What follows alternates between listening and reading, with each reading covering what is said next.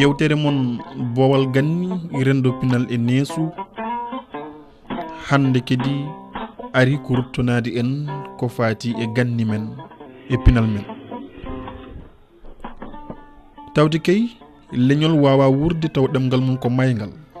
walla ni to ngol anda hanki maggol ina moƴƴi jo e jo kala windiyankoɓe e wittiyankoɓe men mbaɗa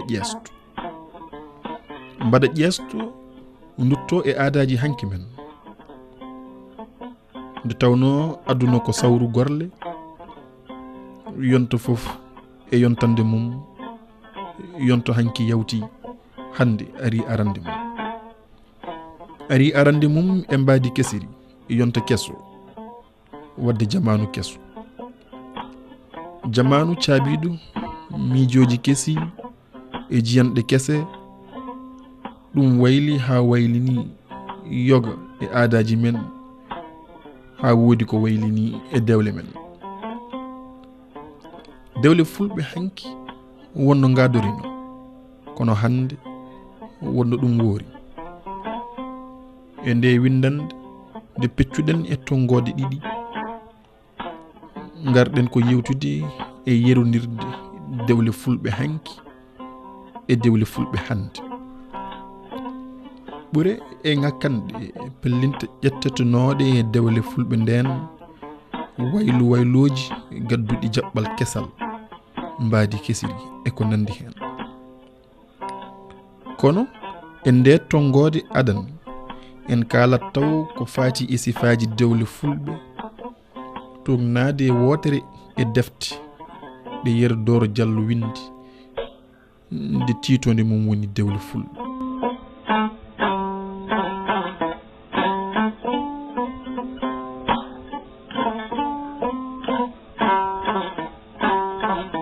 Yero Dooro Jallo e deftere mum dewle fulɓe o sifima ɗe dewle e sifaaji kewɗi ina woodi dewgal mboomri ina woodi dewgal ceemeedo ina woodi dewgal baɗtal ɓaardu e kestal hen sifa dewgal fof noon ina jogii sarɗiji mum tan ɗi notiti walla ɗi heerori ko jiida e dewgal mboomri ɗeɗa dewle goɗɗe fof ɗi limtuɗen ko dewle ni ɗe ganduɗa sa yi ko dewle ɗe ngala dille walla ni ɗe ngala mbambata ko mawɓe wuro tan kumataɗe kono wona ko ɗe jeyne walla ni mbiyan ɗe jeynetake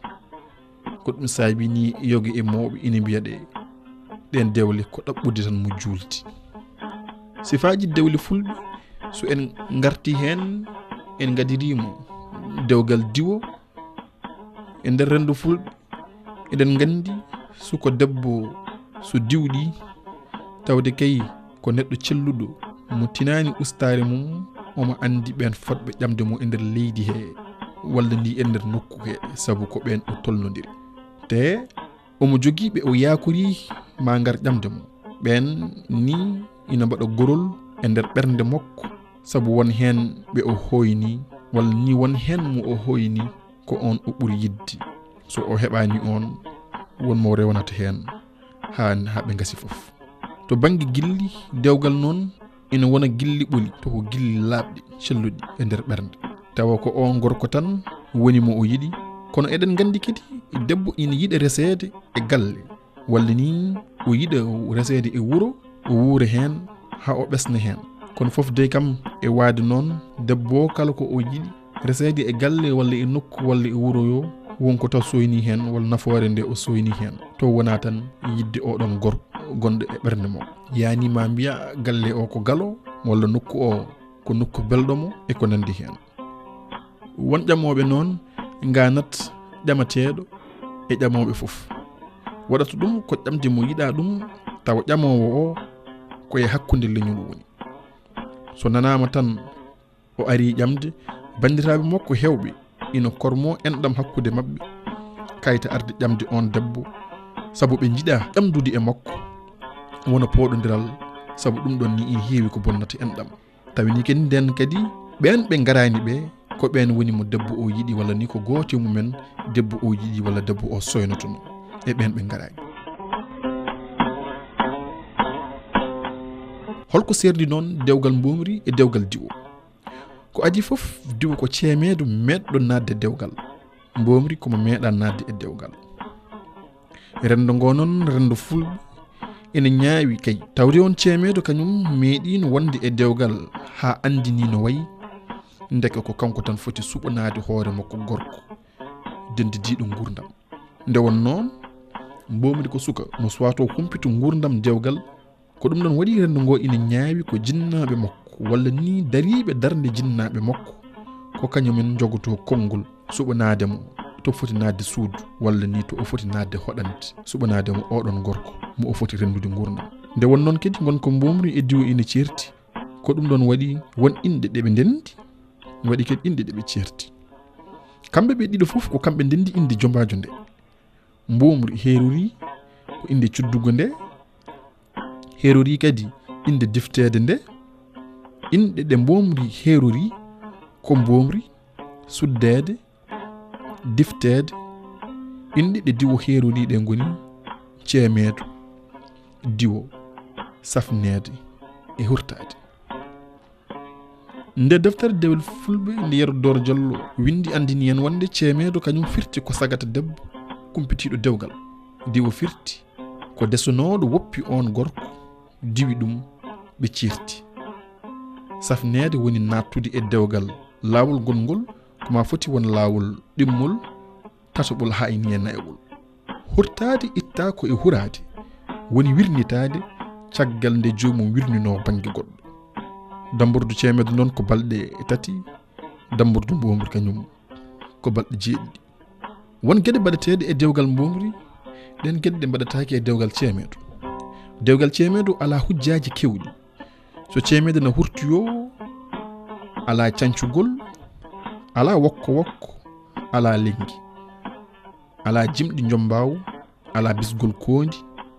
ala comci daneeji, ala ɓurtungal meelorngal, ala jamma yummo, ala ñaam gawri, ala jewtowo, ala siggil, ala cetti cancorɗe, ala ɓoosorgol, ala lorngal jewɓe jiiɗiɗo, ala guppuli, ala biccundiral. So omo hurtoyo kadi o rewnataake juulirde. Ɗeɗo geɗe fof ko dewgal mboomri heeroriɗe, ko ɗum haɗateɗo waɗeede e dewgal ceemeedo. Ko ɗum waɗi dewgal mboomri ɓuri hewde geɗe baɗeteeɗe mum. Kala noon ko wona aada mo dewgal mboomri heerori, ko heddi ko fof ko gootum. Ɗum ko diwo e ceemeedo fof ndendi poti heen kala yangi e rewat tan e ɗen geɗe. Dewle fof noon ko dewgal diwo ɓuri hewde caɗeele. Sabu dewgal diwo tinɗo hoore mum heewani ɓennude tan taw waɗani pooɗodiral. Nde won noon ƴamoɓe ɓe kumpaaka wonde ceergal makko waɗi, ko ɗum waɗi kala pelliɗɗo heen ƴamde mo tomboto tan ko hande timmugal makko edde fof yonti. So yeki noon ha wiyama eddo o timmi walla ñande eddo o timmi, ma yi tan wooda arɓe ngam ƴamde mo. So nanama tan woodi gorko goto garɗo ƴamde, heddiɓe fof keñoto ɓe ngara gila on humdanako e makko. So ɓe ngari hankkadi noon wonto pooɗodiral cattugal, kala koɓe jogino e jawɗele maɓɓe ɓe mbaɗa heen. Ñañɓe kañumen ni e cooluji fof notito ɓe ɓeydo jibde pooɗodiral ngal. Jawɗele bonne ha ɓurta, ƴamoɓe keddo hankkadi ina peeñodira yeeso e yeeso, wonta hankkadi fitinaji ha sahani taƴam enɗe magal ara hen. Sifa goɗɗo e Dewle Fulɓe woni dewgal baɗtal. Baɗtal woni lomtinde suka debbo e suudu monum debbo caggal nde on maayi. Tawa jinnaɓe debbo maayiɗo o ina teddodiri e sumen gorko mo joom suudu muɗum maayi o. Won henni jinnaɓe mbaɗita ɗon miñum debbo o ko taw debbo maayiɗo o na woppi cukalon tokoson, ɓe mbatta ɗon miñiraɗo debbo maayiɗo o ngam ni o wawa rende sukaɓe mawniko hoto ɓentinde mbayago, walla ni tawa o woppani ɓesgu kono teddugal e korsa nana hakkude mabɓe e gorko o. Dewgal baɗtal ina heewi ko waɗate, kono wondu muɗum kam ɓuri hewde e jaleɗe muɗum. Kiwtali woyoɓe mum ɓuri ilnali e kuljinali hewde. Waɗi noon ko ngal siftinat e saaha kala e ɓerɗe maɓɓe suno e yolde nde oɗon jaaɗo woppi e ɓerɗe maɓɓe. Ala moƴƴere nde garɗo oɗon wawi addude ha wawa lumtinande oɗon jaaɗo. Ko ɗum waɗi dewgal baɗtal ala dakamme, ala dille, ala bambatta kañum. Ala haymale weltare goto, sabu debbo o naati ko e suudu ndu o yiɗano, ndu o yakorano nadde. O naddi kadi e gorko desnoɗo mawni, gorko mo o yiɗano rendude gurdam, mo o sikkano kadi mo yakoronoki. Kono Allah fojino ɗum hoddiru additima tagore mum ko ma waɗa. Kono baɗtal ko ɗum hunde battinde nde sellata e ɓerɗe mum. Ko ɗum waɗi dewle baɗtal ne satti hen belngal, nde won noon kala e maɓɓe darɗo goɗɗo o so weeli so metti fof ko mayɗo o tan ɓe ciftorta kono haɗata ɗum kam ɓe nguura gurdam resodirɓe ɓe jiɗodira ɓe kormodira ɓe dañja barke ha heewa ɓe ɓesnida ɓe paggodo ɓe dañja kala ko fanditano e dewgal enen foof noon eɗen gandi suko debbo kam puɗɗoriɗo dewgal wattede e suudu muɗum ma wuur cuniɗo mo ñaƴirta dewgal mum ko ɓuuri hewde e dewle baɗtal ko mettuɗe hani ɓe donko wondude haɓe ceere e sakket o waɗata ɗum ko ala hen cuɓiɗo goɗɗo o wonde dendidiɗo gurdam mum ko hoddiru tan rendinnoɓe caggal ɗeɓe mbasi on maɓe jinno kamɓe foof sifa goɗɗo kedi e dewle fulɓe ko dewgal kestal kañum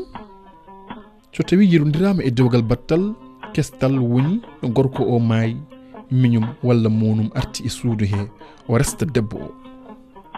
addi kestal ko yidde moftude debbo o woto yaltude galle o foti nde omo ɓesni walla o ɓesnani tengti noon so tawi omo ɓesni ɓe kestamo ɓesgu ngu heddo e galle he wasa sarade kono eɗen gandi caɗele gonɗe e dewgal kestal dey ko ɗenne kadi jiyete walla ni coynete e dewgal battal ko gotum sabu battal ko debbo o tan mayat miñum walla monum lomto watte ɗon kestal ne ko gorko tan mayat miñum walla monum arta e suudu debbo o resta ɗum belni debbo o ina daña no joɗiri e galle he rena ɓesgu mum wasa yaltude galle o kono foof dey mette e sunno ɗeɓe guuri e ɓerɗe mabɓe ɗe gasata ha nde ɓe maayi foof kono haɗata kam barke ina feeñi hen kono tan ina saɗi dewgal kestal belgal nde won noon ko dewgal jottinere sifa keddiɗo mo kalten e dewle fulɓe ko dewgal ɓaardu woni humande debbo mo hurtoytako ko gorko o tan arata walade ɓaardu ko dewle nayeɓe heddoriɓe sembe seeɗa heewi noon ɓaarede ko debbo jaaɗo ha ɓesni jewni mo wawa hurtoyade e banggue goɗɗo te ala e koreji gorko o kestuɗo ɗum caggal ɗum noon wodo gorko goɗɗo ara ɗaɓɓiramo dewgal so tawi omo yiɗi ɓe kumdani gorko ene ara walade sabu debbo o hurtoyta ina jeeya e caɗele dewgal ɓaardu so tawi yimɓe galle ɓe ina gandi gorko o ɗaɓɓowo ɓaardu o weldano e oɗon gorko desnoɗo debbo o haade makko mayde heɓe calo ɗum ɓaardu hay so tawi ni debbo e hoore muɗum ina yiɗi tentu noon kam so tawi omo jogui ɓiɓɓe mawɓe waɗi hen yogi e rewɓe so tawi ɓiɓɓe jehima ha puɗɗima mawde ɓe jaɓata ɓaarede walla ni hestede sabu eɓe kula walla ni eɓe kersa guila ɓiɓɓe ɓe miijaki walla cikkani wonde bawmumen yeehi tan yummumen lomtini ɗon goɗɗo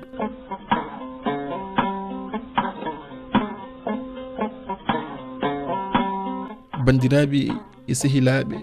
e ndeɗo tongone adane nde gadduɗen e dewle fulɓe woni sifaji mum ko ɗo woni ko kaddaten hen